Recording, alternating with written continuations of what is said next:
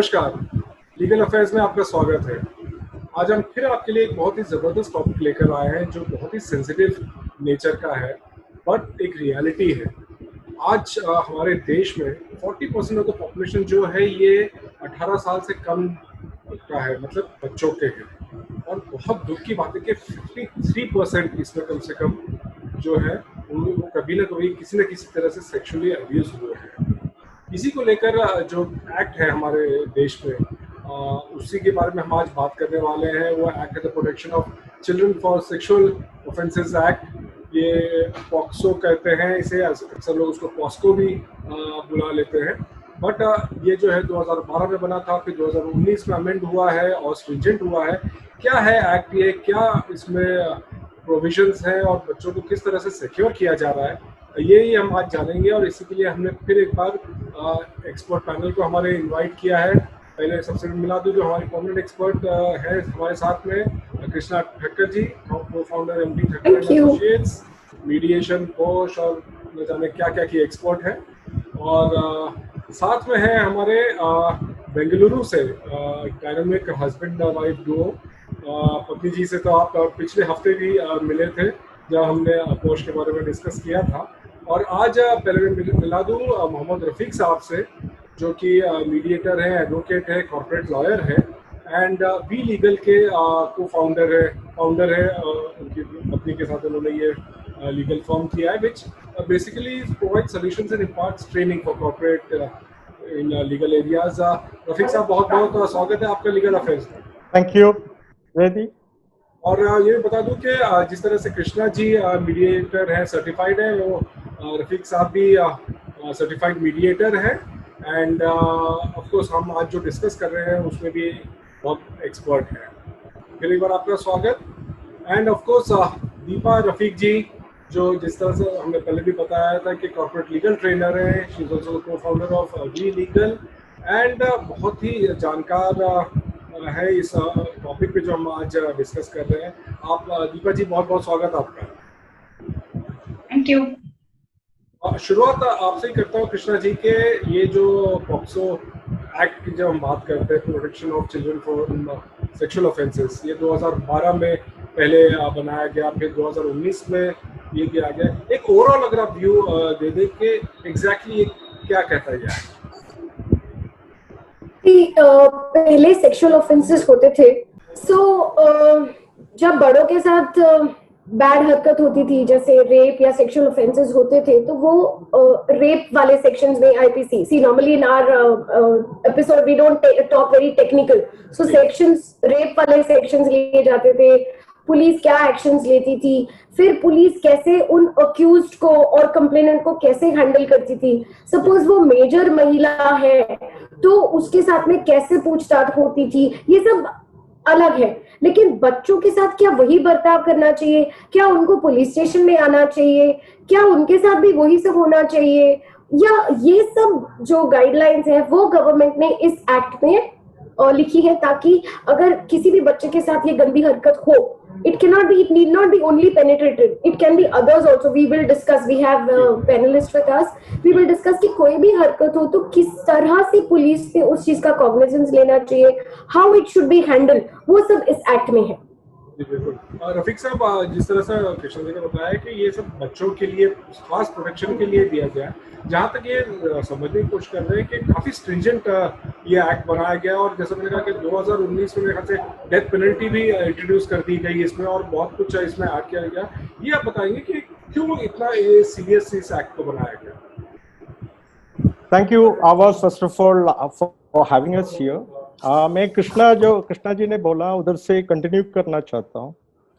I completely agree, child sexual abuse is most heinous crime, even if you compare with other crimes, because the reason, as Krishna said, children may not be knowing वो क्या हो रहा है।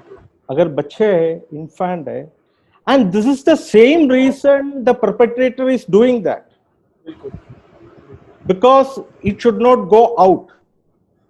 So this is my reason I say this is one of the most heinous crimes.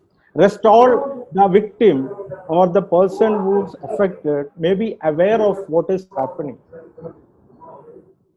Here, that is missing.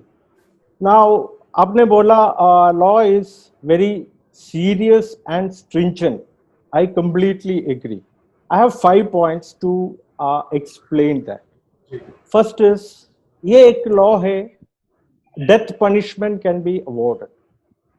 In a particular section under this law, a death penalty can be given. It's been given in many cases as of now. ये amendment आया 2019. That's one. Second, ये law में हम legally बोलता है mandatory reporting. Means you and I are also can be an accused if we don't report a sexual abuse. If अगर एक abuse हो रहा है मेरे neighbor place में और मैं एक movie hall में है, मैं एक mall में है, मैं देखा, मैंने सुना, I felt, then it is you and I have a duty to inform police instantly. ये एक बहुत मेरा कोई लेना देना नहीं है. Absolute. उल्टा मीन्स आपको ऑब्लिगेशन है पुलिस को इन्फॉर्म करने का. You cannot ignore it. अगर कल आप इग्नोर किया एंड वो समझ में आया, you can be sent jail for 6 months, 6 महीने का. सो इसको बोलता है लॉ में मैंडेटरी रिपोर्टिंग. तो ये हम ये नहीं सोचना ठीक है हम बच्चे को तंग नहीं कर रहे, we are not doing, we are safe. No, under this law you are responsible to inform the police if you happen to be knowing something. That is second thing. Third is, it's a gender neutral law. Any child less than 18 years, both boy and girl and a transgender, a third gender, they all can come under this law. In a posh, it applies for women. Here, all genders can apply. That is the third thing.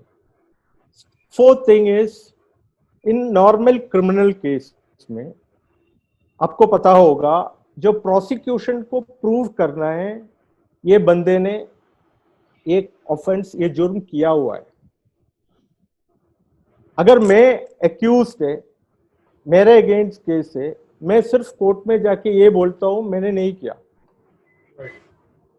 It is the duty of prosecution to prove it in any law. POCSO में उल्टा है. POCSO में we call it presumption of guilty. जज case शुरू होने से पहले जज को मन में ये होना है ये बंदा किया हुआ है. नॉर्मल केस में जज ये सोचता है ये बंदा इनोसेंट है. Right right. जो हम लोग हमेशा बोलते हैं नॉट गिल्टी अंटिल प्रूवन. यहाँ उल्टा हो. इधर उल्टा है. Absolute. you understood it rightly. Here it is the accused, the person should prove that मैंने ये किया नहीं. प्रोसिक्यूशन का सिर्फ इतना है प्रिमा फेसी इसमें ये बंदा इन्वॉल्व है वो दिखाना है, बाकी इनको प्रूव कर. That is fourth thing. Fifth, the last point, there is no limitation in this. Suppose I am abused at the age of 5, मुझे अभी भी जाके पुलिस में फेयर फाइल करना. ओके, टाइम बार नहीं है बिल्कुल. No time bar. Because every law, every offense under our laws are in some way or other, it is a time bar. But there is a clear government guideline for POCSO. There is no guideline.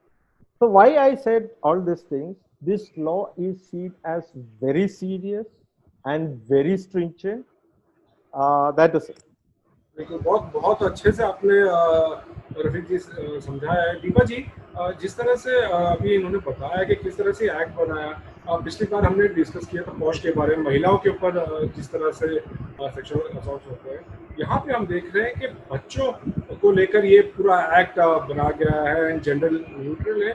बहुत ज़्यादा ये important है. आपको लग रहा है कि महिलाओं को तो ऑफकोर्स हम ये नहीं कह रहे कि कम है, बट इस पर बहुत ज़्यादा एक्ट में किया गया है कि ये ज़्यादा इंपॉर्टेंट हो जाता है बच्चों के साथ कि शायद वो ज़्यादा कुछ बता नहीं पाते, बोल नहीं पाते, फाइट बैक नहीं कर पाते। हाँ, बिल्कुल सही कह रहे हैं आप। जैसे हमने बताया कि this law is gender neutral, और 18 साल से कम उम्र के, मैं मानती हूँ 14-15 से लेकर 18 तक के बच्चे आजकल बहुत ज्यादा एक्सपोज्ड हैं towards internet and all other media things. So उनको सब कुछ पता है, शायद हमसे ज्यादा जानते होंगे जो हम उस एज में थे। बट छोटे बच्चे जिनके साथ ये ऑफेंसेस हो रहे हैं, ज्यादातर बच्चों को पता ही नहीं है उनके साथ क्या हो रहा है। उनको ये नहीं पता कि जो हो रहा है वो सही है या गलत है। अगर गलत है तो मुझे किसी को बताना चाहिए कि नहीं बताना चाहिए। And most important thing is, हमारी सोसाइटी में ये सेक्स वर्ड यूज होते ही टेंशन हो जाता है, सबका बीपी हाई हो जाता है, बात ही नहीं करनी है। तो अब अगर बच्चे को कैसे कहा जाए कि अगर तुम्हारे साथ ऐसा कुछ हो रहा है तो तुमको आके बताना है हमको। तो विद अवर एक्सपीरियंस जो हमने महसूस किया, मैं 2-3 चीज कहना चाहती हूँ। पहली बात ये कि हमारा बच्चों के साथ कम्युनिकेशन ब्रेक नहीं होना चाहिए।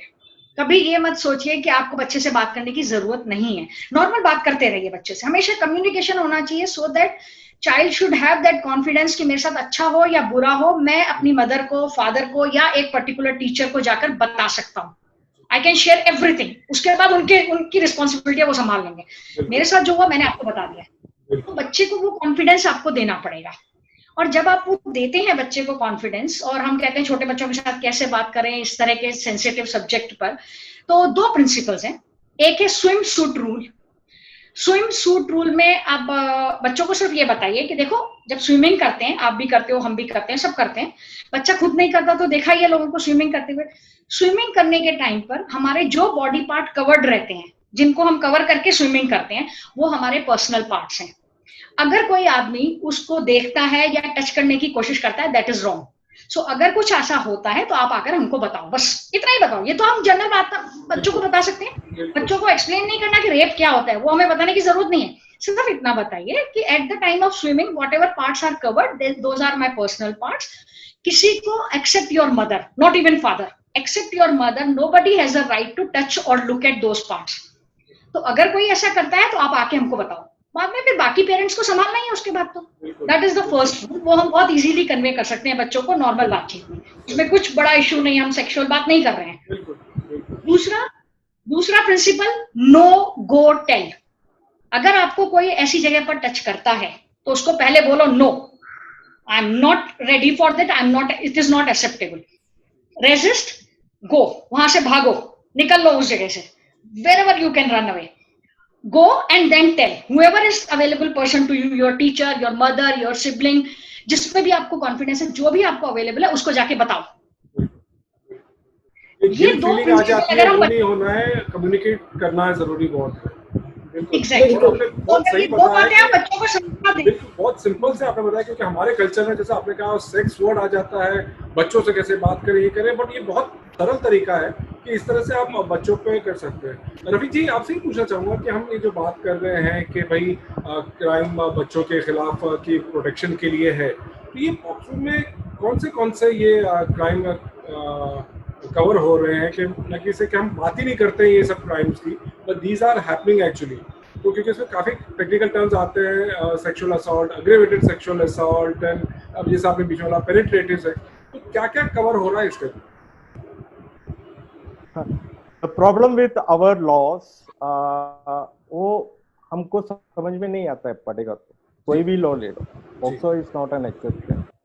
तो मैं वो उसमें नहीं जा रहा हूँ। मैं आपको एक सिंपल एक्सप्लेन कर लेता हूँ। 4 टाइप को ऑफेंस है अंडर पॉक्सो में। एक रेप है, I am not getting, we all know what is rape. Second type of offences, touching but without rape. Touching of body, as Deepa said now, touching of body comes under second, but there is no rape. The word used, penetration. There is no rape. Third thing, there is no rape, no touch, words, action, display. This comes in third. Fourth comes child pornography, the most important thing, because you and I feel हम बच्चे को disturb नहीं कर रहे, we are out of this. But child pornography is one of the biggest offense. 5 years imprisonment हो सकता है इसमें. आप what is child pornography? Child pornography means in any obscene display, movie, picture is made where a child is involved who is less than 18 years. Clear? So that even if you create, that is an offense. You share, that is an offense. I get it. My duty is to inform the police. So and so I got this. It is their duty to check it. I store, that is an offense. If any TV serial nowadays, I wonder sometimes this original series, the children are not many of scenes. I feel it can come under POXO. The problem is there is no censorship in original series as of now. Anyway, that's a different subject. So what I'm saying, child pornography is most important. People can get caught without knowing the law. बहुत important point आप कह रहे हैं कि basically अगर देखना भी है, शेयर करना, स्टोर करना भी है, ऑफेंस है, और ये पॉइंट बहुत जरूरी है बताना सब जुर्म में. एंड आपका ड्यूटी ये है, आपको ये पुलिस को इन्फॉर्म करना है. पुलिस का ड्यूटी है फाइंड आउट करना है फ्रॉम द आईपी एड्रेस ये कहाँ से आए.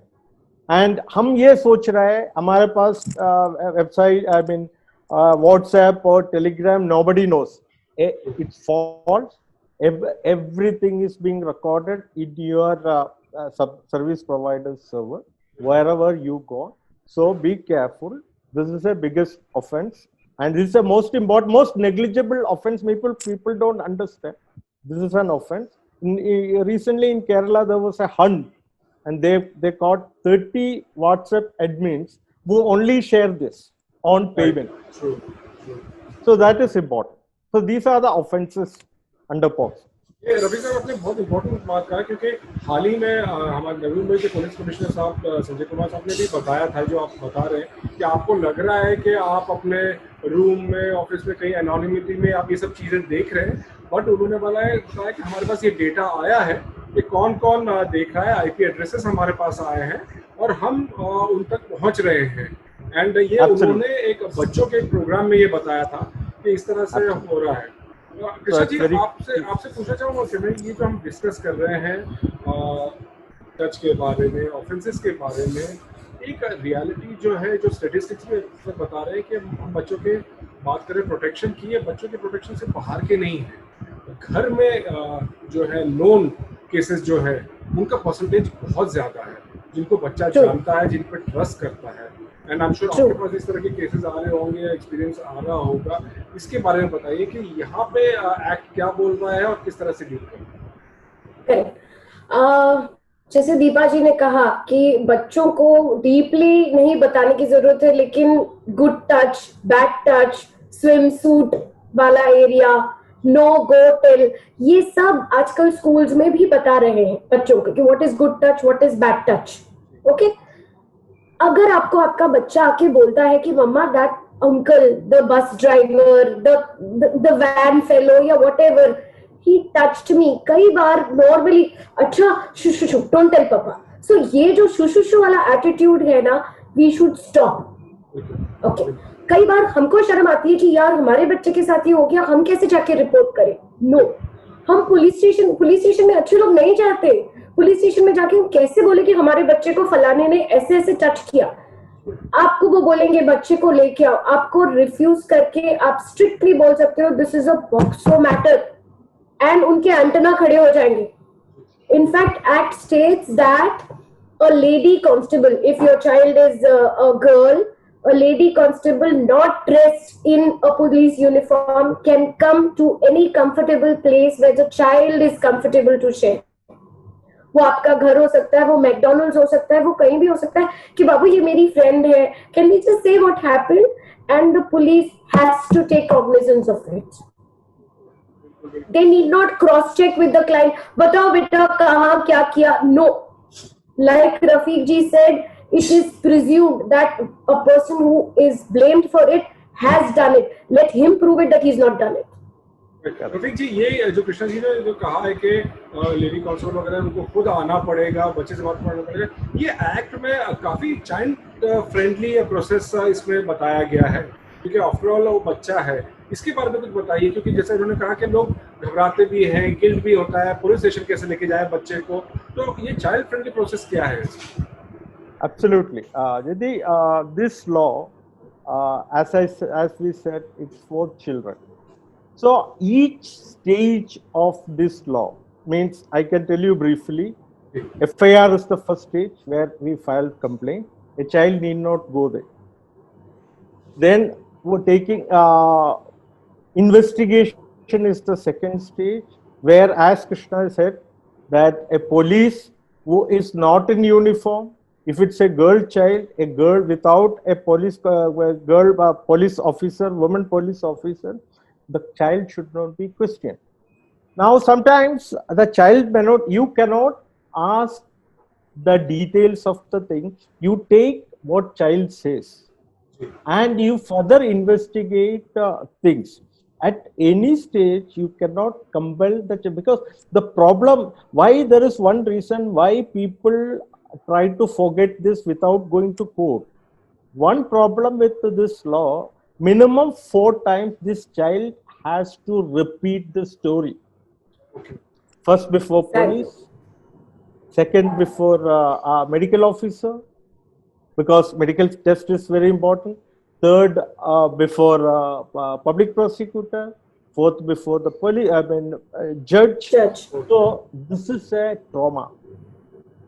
So in our initiative, whatever we legal do, we say that we initiate training for preventing this offense. Because my problem is, the child will continue this trauma throughout the life, even if the accused is punished. So you stop happening this thing. And if you ask me, the reason for that, people may not be knowing, people are not aware this is an offense, a serious offense. So all the process under this law are time bound. Within 90 days charge sheet file karna hai, medical examination within 24 hours hona hai, the case has to be closed within 1 year. But unfortunately, we have problems. We know, and this has to be tried in a special court, not normal court. So Supreme Court 2018 directed the central government and all state government, you should have a special court for POCSO in every district. But we know our infrastructure limitations and our prosecutors and our police is not being properly trained. It needs training. So we have a lot of issues. Still, I am very optimistic. As on today, the many cases have been convicted. Even there are cases happened in death punishment also. And people are gradually aware. No, we should not do this, because this is a law which we can go to jail and फांसी भी मिल जाती है. दीपक जी, अभी जो रफीक साहब ने कहा कि ये अवेयरनेस की जो बात है और ये स्पेशलाइज एक्ट है, अब इसमें जो चाइल्ड प्रोसेस फ्रेंडली प्रोसेस किया गया है, इसमें बहुत कुछ है. ये ट्रेनिंग की बात आ जा रही है, चाहे वो पुलिस हो, प्रोसिक्यूशन हो, जुडिशरी हो, सब हो. ये इसके बारे में कुछ बताएंगे कि ये किस तरह से इनको सेंसिटाइज किया जा सकता है, क्योंकि पुलिस वालों को भी ये सब चीज़ें समझना बहुत ज़रूरी है. इसके बारे में बिल्कुल ठीक कह रहे हैं आप. लॉ में बहुत सारा एस्पेक्ट जो लॉ का लिखा हुआ है वो ये है, ऑफेंस होने के बाद क्या करना है. लेकिन ऑफेंस होने के बाद क्या करना है, हम ऑफेंस होने ही क्यों दे रहे हैं? तो पहली चीज ये है कि we should stop the offence. As it is said, prevention is better than cure. अभी भी हमें कहा जा रहा है कोविड टाइम में घर में बैठो, बाहर मत निकलो. तो वही बात है कि हम अगर प्रिवेंट कर सकें तो ज्यादा अच्छा है. वो सिचुएशन आए क्योंकि मुझे पुलिस या कोर्ट या कहीं पर भी जाने की जरूरत पड़े, उसके लिए प्रिवेंशन के लिए the best way is creating awareness. People should be aware of कि ये जो मैं कर रहा हूँ वो गलत है, और अगर किया तो मुझे क्या पनिशमेंट हो सकती है. तो वो स्पेशल ट्रेनिंग होनी चाहिए, लॉ में भी लिखा है वो ट्रेनिंग चाहिए डॉक्टर्स के लिए, पब्लिक प्रोसिक्यूटर्स के लिए, पुलिस के लिए, इंक्लूडिंग जजेस। Apart from that law also provides कि हर स्कूल में पॉक्सो की ट्रेनिंग मैंडेटरी है for all teaching staff, for non teaching staff, including students. Students को आप बहुत डिटेल में ये रेप और टेक्निकल वर्ड्स बताने की जरूरत नहीं है, लेकिन जैसे अभी कृष्णा जी ने कहा, हमने कहा कि वो good touch, bad touch, go no go tell और स्विम सूट रूल, और इस तरीके से बच्चों को समझाना है कि ये सिचुएशन आ सकती है आपके साथ, तो आपको क्या करना है। तो ये ट्रेनिंग्स एज पर लॉ भी मैंडेटरी है, पर हमें पता ही नहीं है। इसके लिए national commission of protection of child right, NCPCR, उनका एक प्रॉपर मैनुअल बना हुआ है किस तरीके से ट्रेनिंग करनी है, स्कूल्स को किस तरीके से हैंडल करना है ट्रेनिंग, ऐसी कोई सिचुएशन आती है तो स्कूल में कैसे एक्शन होना चाहिए। और सारे स्कूल्स CBSE, ICSE और wherever they are affiliated, all are bound to do these trainings, और अगर नहीं करी तो उनका एफिलिएशन कैंसिल हो सकता है फ्रॉम CBSE और ICSE wherever they are। पर इतना ज्यादा हो नहीं रहा है, तो वो एक अवेयरनेस क्रिएट करनी जरूरी है कि आप उस सिचुएशन तक पहुंचो ही क्यों कि ये ऑफेंस हो। तो हमारी तैयारी करके इसमें रखना पड़ेगा। एंडेवर वही है कि हम कोशिश करें कि हाँ, हमें यही बताना है कि आप ये मत करो, अगर करोगे तो प्रॉब्लम होगी। एक सिंपल एग्जांपल छोटा सा बताती हूँ आपको 1 मिनट में। आज से करीब 15-20 साल पहले हमने देखा लोग सड़क पे, मूवी हॉल में, सब जगह सिगरेट पीते थे। आजकल नहीं पीते हैं। क्या हुआ? लोगों ने छोड़ दिया सिगरेट पीना? छोड़ा नहीं है। अभी उनको पता पड़ गया कि अगर पब्लिक प्लेस में सिगरेट पिया तो पकड़े जाओगे और सजा हो जाएगी। तो that is awareness and they are aware of कि there is a law. Same way in POCSO, अगर हम लोगों को बताएं कि भाई आप जो कर रहे हो वो गलत है, वो ऑफेंस है, 2012 से पहले वो ऑफेंस नहीं था लेकिन आज है, तो हो सकता है लोग रुक जाएं करने से।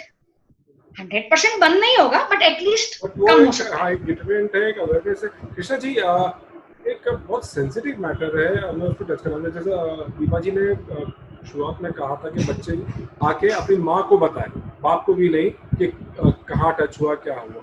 अनफॉर्चुनेटली आज भी हम न्यूज़पेपर्स खोलते हैं तो पता चलता है फादर ने बच्ची के साथ गलत काम किया है, which is very sad for a father to even speak about it, but it is happening. तो हम बात कर रहे हैं बच्चों के प्रोटेक्शन की, स्कूल में, बाहर वगैरह, ये बच्चों के साथ घर में हो रहा है। एंड अक्सर अनफॉर्चुनेटली माएँ बचाने की भी कोशिश कर देती हैं। तो ये मामले के बारे में कुछ बताएं।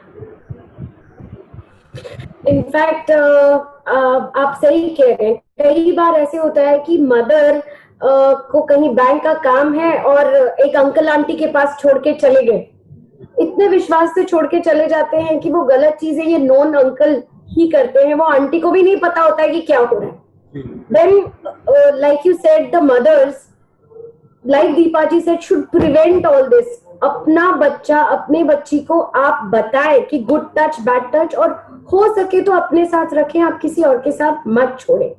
रही बात अवेयरनेस की, जो आपने कहा कि आपने कमिश्नर साहब के बारे में कहा कि हम लोगों ने सारे स्कूल्स में, there is Deepa and Rafiq, I must tell you कि वी हैव न्यू बॉम्बे में one of my very close friend Sunetra Palam, she has formed a club called fight back club, and we do such sensitization programs in all the schools, and teachers, staff, इनके जो open day होते हैं ना, वहां जाके, in fact commissioner साहब खुद पनवेल में पॉक्सो डे जब था तब एक हॉल में बहुत सारे स्कूल के बच्चे थे from all the Navi Mumbai schools, we have given them a drama, a play on this, so that they in a user friendly way you can tell them ki no, this is how I should react if something bad happens to me. So as you rightly said, JD, अपने ही लोग, and then the mother should stand by the child. She should not say कि नहीं अभी किसी को नहीं बोलना, किसी को नहीं बोलना. That's the worst thing that you can do to a child. When you cannot stand and believe your own child, there's nothing worse than that. बच्चे को पूरे कॉन्फिडेंस देना है, you have to stand by the child. रविक जी, आप time खत्म होने आ रहा है, मैं इसमें एक और पूछना पड़ेगा कि इसमें कुछ कॉम्पनसेशन की भी बात कही गई है, उसके बारे में कुछ अगर आप बताएं। Yeah, in normally in any law, criminal law, the compensation is the discretion of the court.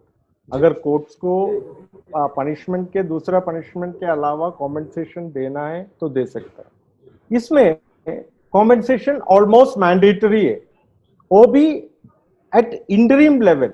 अगर एफआईआर लॉन्च करके वो टाइम पे भी गवर्नमेंट कोर्ट ऑर्डर कर सकता है और फाइनल भी दे सकता है. And this money has to be released within 1 month from Chief Minister's fund.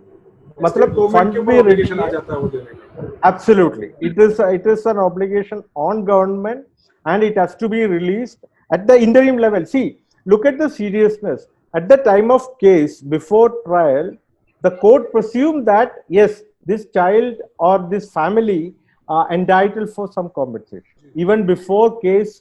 Trial शुरू होने से पहले. So this is what पहले उसे मान लिया जाता है. Yeah, so that will be adjusted towards the final compensation. But compensation अभी 2020 में, just before our lockdown started, I think February, the new rules. So one point thrust upon the compensation. The rule is talking about compensation and this child pornography and the training. What Deepa said. So these are the three things. So the law is very serious. What we need is more awareness. Things are happening. People have been booked, and even there is awareness. As Deepa said, this is only need control. You control yourself, because this is mostly on opportunity. Many times it happens school, the other places where the children are there. So you control yourself. No, I will not do. So then it is a success, but we are very optimistic. We could train many people, and we are looking forward to train more people. Sir आप बहुत अच्छा काम कर रहे हैं कि your training and this is a very sensitive matter. Time खत्म हो रहा है. दीपा जी, फाइनली आपसे करें कि जैसा रवि जी ने पहले भी कहा था कि अगर किसी को पता भी चलता है तो it is mandatory that he report this to the police. तो बेसिकली फाइनली अगर आप बहुत ब्रीफली बताएं कि ऑब्लिगेशन क्या है पब्लिक पे, मीडिया पे, हम मीडिया वाले भी हैं, क्या ऑब्लिगेशन है हमारे?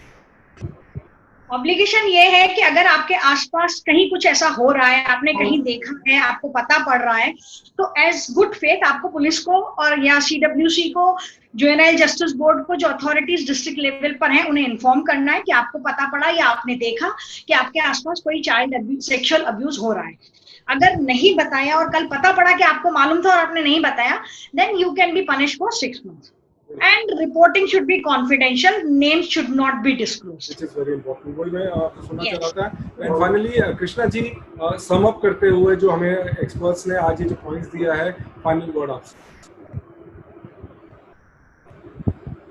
ये जो क्राइम रिपोर्ट कर सकते हैं, अगर आप कहीं पिकनिक पे गए हैं, मैं जान के लास्ट मिनट में बता रही हूँ, बिकॉज कई बार ऐसे होते हैं कि आप बच्चे को लेके कहीं जा रहे होते हैं, गांव में गए होते हैं, वहां नाना मामा किसी ने कुछ किया होता है, आप घर आ जाते हो और बाद में आपको बच्चा बताता है, तो आप ये मत सोचो कि आपको वो पुलिस स्टेशन में जाना पड़ेगा. आप जहां रहते हो वहां आप कंप्लेन करिए and believe your child. Believe your child. That's very important. Absolutely. I'll add one thing here, just one thing. On the website of National Commission for Protection of Child Rights, there is a provision for online complaint of child sexual abuse. So आपको police station का wait करने की जरूरत नहीं है, online file कर सकते हैं आप कंप्लेंट. बिल्कुल बिल्कुल. और बहुत अच्छे से आप लोग ने ये बता दिया है कि ना टाइम का बार है, कभी भी आप कर सकते हैं, ना जगह का कोई लिमिटेशन है, और आप जैसा बता रहे हैं कि ऑनलाइन भी कर सकते हैं. कुल मिला के लॉ तो सब दे रहा है. हमारा फर्ज ये हो रहा है कि हम अपने बच्चे को कॉन्फिडेंस दें. सबसे पहले तो प्रोटेक्ट करें उसे. जैसे कृष्णा जी ने कहा, आंख बंद करके किसी पे ट्रस्ट नहीं करें, अंकल हो, आंटी हो, बाप हो, कोई भी हो, एंड बच्चे को प्रोटेक्ट करें. एंड फिर आगे इस एक्ट की भी ज़रूरत नहीं पड़ेगी होपफुली हमारे बच्चों को. आप सबका बहुत बहुत शुक्रिया Rafiq ji, Deepa ji and of course Krishna ji for your insights. And इसी होप से कि ये इन्फॉर्मेशन से हमारे बच्चों को फ़ायदा हो, हमारे व्यूअर्स को फ़ायदा हो, and we have a better and safer place to live in. Thank you so much. Thank you, Jaydeep. Thank you, Awas. Thank you very much. Thank you so much. Thank you. Legal affairs में इस हफ्ते सिर्फ इतना ही. अगले हफ्ते हम नए topic के साथ आपके पास फिर शामिल होंगे. नमस्कार.